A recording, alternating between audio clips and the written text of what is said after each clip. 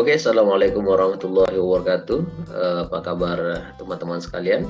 Terima kasih telah menyaksikan video kita sebelumnya. Kali ini kita belajar sharing-sharing berkenaan bagaimana cara membuat bab 1 yang bagus ya, sehingga diterima oleh pembimbing kita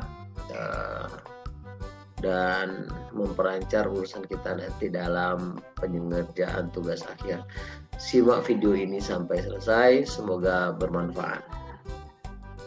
Nah, teman-teman sekalian, ada beberapa hal yang memang harus kita ketahui tentang bab 1, terutama teman-teman sekalian yang masih S1. Kalau yang S2 mungkin sudah punya pengalaman ya. Nah, ketika kita membuat bab 1, kita harus mengetahui dulu tentang topik apa yang akan kita angkat. Jadi teman-teman sekalian, berpikir kita itu bukan berpikir diawali dengan judul, tapi topik apa yang kita angkat pada tema besar apa yang kita angkat, sehingga nanti mudah dalam mencari referensi.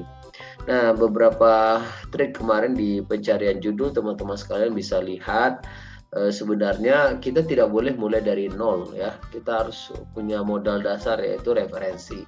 Nah, kalau kesulitannya terlihat jelas ketika membuat pendahuluan, karena di sini memang meminta literatur review. Jadi teman-teman sekalian yang ingin ini tidak terjadi atau kesulitan tidak terjadi, paling tidak kita harus punya modal dasar, yaitu literatur yang mendukung penelitian kita. Oke, yang pertama latar belakang. Di latar belakang itu ada beberapa konsep yang harus terpenuhi ya teman-teman sekalian. Adalah kita ceritakan dulu sesuatu yang secara ideal atau teorinya seperti apa, atau ideal, keadaan ideal gitu ya. Misalnya kita angkat cerita tentang kita angkat topiknya tentang handphone dan anak usia 12 tahun ke bawah gitu ya. Nah, kita ceritakan apa yang ada di sana. Yang kita ceritakan tentu adalah handphone, keluarga, pendidikan misalnya gitu ya. Apa saja sub bagian yang ada pada anak yang di bawah usia pemegang handphone ya. Nah, misalnya kita buatlah judulnya misalnya pengaruh penggunaan handphone terhadap anak usia di bawah 12 tahun gitu ya. Atau pengaruh handphone terhadap prestasi belajar, atau terserah ya. Yang penting kita punya topik besar dulu. Topiknya apa? Antara handphone dengan anak gitu ya. Itu topik besarnya. Nah, kita ceritakan dulu idealnya penggunaan handphone. Idealnya kita ceritakan dulu peran keluarga. Kita ceritakan peran sekolah. Nah, setelah ideal kita munculkan, setelah muncul ideal-ideal semuanya, dan tahap kedua adalah kita munculkan fenomena. Nah, fenomena ini biasanya sesuatu yang tidak sesuai dengan kenyataan atau kenyataan ya. Nah, kenyataannya ternyata anak-anak yang pakai handphone itu justru tidak digunakan untuk apa gitu ya. Fenomena bisa didapat dari observasi. Ya, observasi, kita lihat tempat itu seperti apa, atau data yang kita terima dari media apapun yang bisa dipertanggungjawabkan. Kalau soal tugas akhir nih teman-teman sekalian, yang paling penting itu adalah pertanggungjawaban dari mana kita dapat data gitu ya. Kalau observasi dibuat observasi. Kalau dia datang dari media, kita buat fenomena terjadi di mana gitu ya. Nah, terutama yang harus bersentuhan langsung dengan tempat penelitian kita. Nah, teman-teman sekalian, inilah yang menjadi awal atau dasar dari penelitian kita. Ketika antara sesuatu yang secara teori dengan kenyataan tidak sesuai, muncullah masalah ya. Muncullah permasalahan. Dari sini kalau orang-orang keren bilang itu problem statement. Di sini muncul masalah-masalah teman-teman sekalian, muncul masalah. Nah, kita harus Makanya dibuat latar belakang masalah gitu ya. Kenapa masalah itu muncul?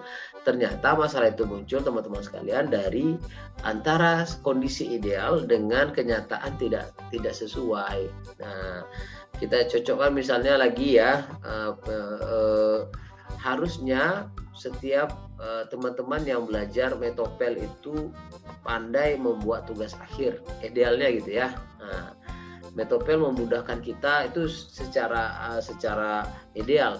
Kita ceritakan kenapa orang belajar metodologi penelitian. Nah, setelah cerita ideal, nah, harusnya orang setelah belajar Metopel itu jadi bagus. Ceritanya harus berdasarkan literaturnya harus ada ya tentang kondisi ideal itu. Nah, setelah itu kondisi faktanya atau kenyataannya. Nah, faktanya tidak demikian. Ternyata anak-anak atau kawan-kawan atau teman-teman yang mengikuti perkuliahan Metopel, misalnya judulnya tentang topiknya tentang metodologi kuliah metodologi penelitian, ternyata kenyataannya masih ada yang tidak pandai atau tidak bisa. Nah, apa penyebabnya? Ini masalah-masalahnya kita munculkan. Nah, setelah masalah munculkan, ya setelah itu kita munculkan, kita harus lihatkan kepada pembimbing kita, ini penelitian ini seberapa penting gitu ya, seberapa penting kita meneliti ini. Kita harus begitu detail menjelaskannya di latar belakang, karena latar belakang ini otaknya, desainnya penelitian itu ada di latar belakang. Kalau latar belakangnya kurang bagus, biasanya berakhir dengan banyaknya revisi ya teman-teman sekalian.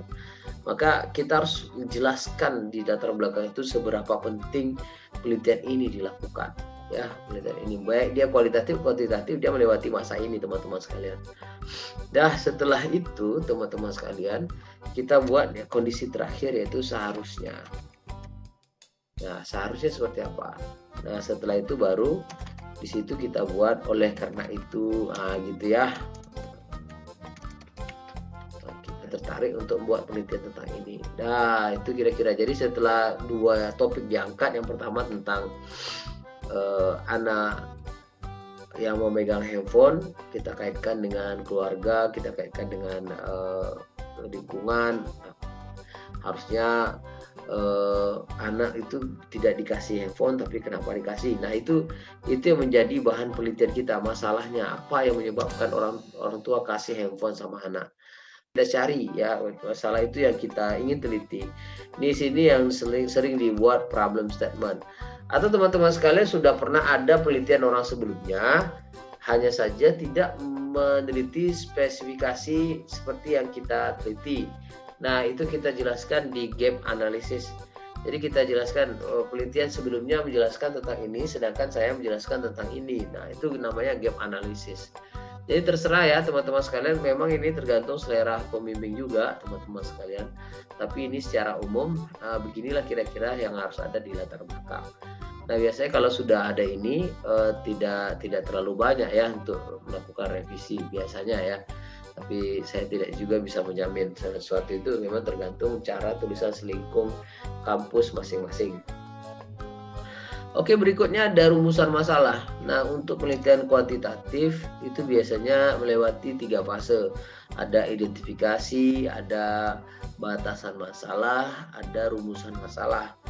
Nah, teman-teman sekalian, memang ada yang langsung rumusan masalah ya, tergantung kaidah penelitian kampus masing-masing. Nah, biasanya menjadi kekeliruan besar itu ketika orang membuat identifikasi masalah itu tidak ada di sini. Harusnya semua yang kita ambil di identifikasi, batasan masalah sampai pada rumusan masalah adalah yang kita ceritakan di latar belakang. Jangan sampai kita membuat rumusan masalah itu tidak ada kaitannya dengan latar belakang. Nah, ini menjadi kekeliruan besar ya teman-teman sekalian. Kalau seandainya kita buat di sini kemungkinan ada 10 indikasi masalah, maka kita fokuskan pada penelitian kita, kasih batasan pada penelitian kita ini apa yang kita ingin teliti, lalu baru dirumuskan masalahnya. Berapa masalah yang ingin kita jawab? 1 kah, 2 kah, 3 kah, terserah. Jadi yang paling penting dia berasal dari latar belakang. Nah, teman-teman sekalian, mungkin ini memang sedikit riskan ya teman-teman sekalian. Biasanya kata-kata rumusan masalah itu dimulai dari bagaimana atau apa, ya bisa digunakan dengan beberapa kata dalam pertanyaan ya. Nah, jadi teman-teman sekalian silahkan difikirkan kira-kira rumusan masalahnya sudah benar apa belum ya. Sudah sesuai enggak dengan latar belakangnya. Kalau sudah sesuai dengan latar belakang, biasanya rumusan masalahnya jadi bagus. Nah, setelah kita selesaikan rumusan masalah, sudah berdasarkan dengan latar belakang, nah yang pasti jadi sesuai dengan bentuk penelitian kita. Nah, teman-teman sekalian yang biasanya menggunakan penelitian kualitatif, itu beberapa kampus dia buat beberapa metode, yaitu misalnya masalah dan fokus penelitian. Nah, berarti juga sama dengan ini. Masalahnya kita munculkan dan kita fokuskan pada kemana arah penelitian kita. Nah, tapi ada juga yang langsung rumusan masalah ya, tergantung kampus masing-masing. Mungkin ada juga nanti yang sebelum rumusan masalah dia menanyakan penegasan istilah. Nah, sebaiknya penegasan istilah ini bukan diksi ya, bukan perkata, tapi justru adalah pada topik-topik yang kita ambil. Misalnya tadi HP dengan anak.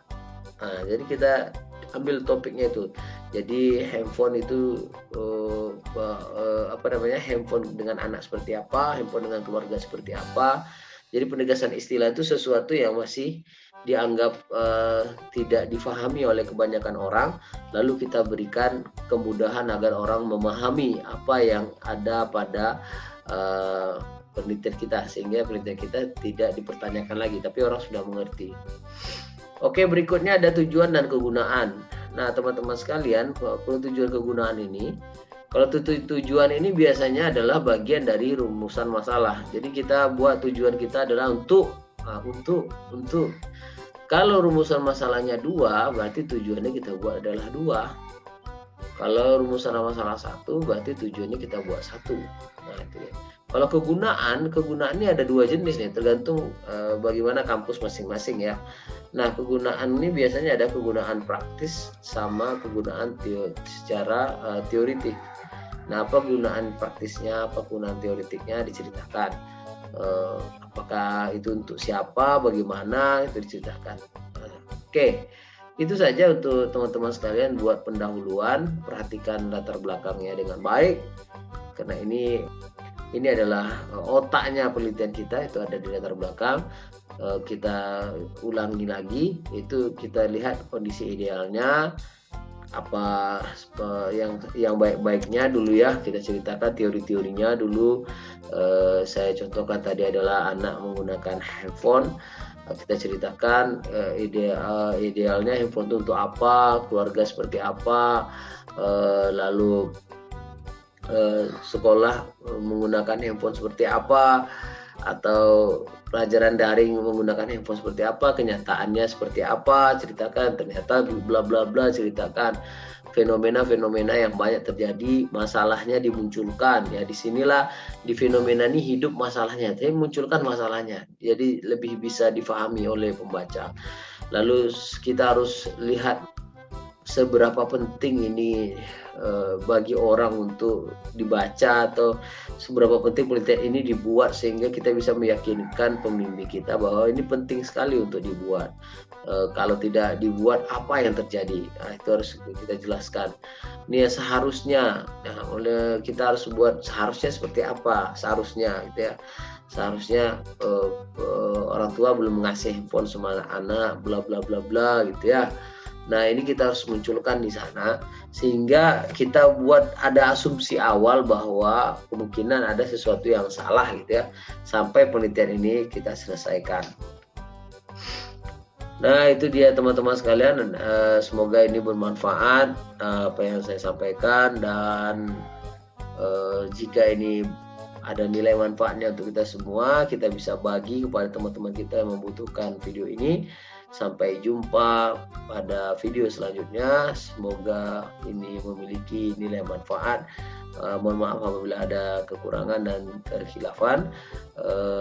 Kritik dan saran silahkan dimasukkan di kolom komentar. Kami akan bantu untuk menjawab kegelisahan teman-teman sekalian yang sedang menulis tugas akhir. Sampai jumpa lagi. Assalamualaikum warahmatullahi wabarakatuh.